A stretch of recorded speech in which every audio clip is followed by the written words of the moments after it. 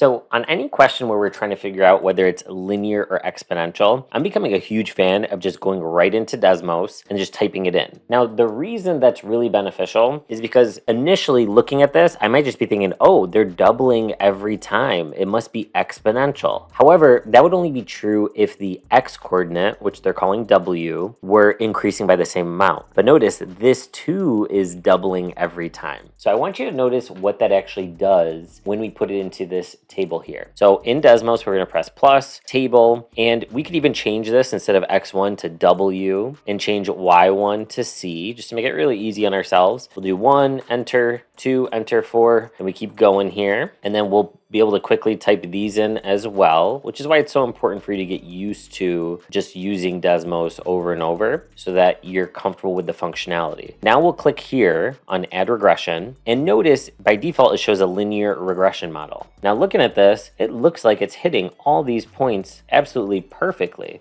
We could even pop this equation out here so we could see it in red now, but let's contrast that with if we went here to exponential. So with the exponential model, which is they're showing it here in this black equation now it's blue by popping it out, that doesn't really match as well. In fact, you can see, here let's zoom in a little bit. You can see for the blue one doesn't hit all those points. Like for example, it didn't hit this point, whereas the red one did. So we can see, same thing here, right? It's hitting this point for the red function, not for the blue. Down here, same thing. So it's not following an exponential regression model. It is following a linear model. And so we know we can go ahead and eliminate the ones that mention exponential. And with linear, it's always going to be because it's a constant rate of increase or decrease. Because it's a positive slope, it's a constant rate of increase. And that slope is 30. So that matches perfectly with A. When it's linear, you don't talk about a percentage increase. That's more of an exponential kind of concept. So that was a little bit of a concept that didn't really make sense with linear. So again, the correct answer is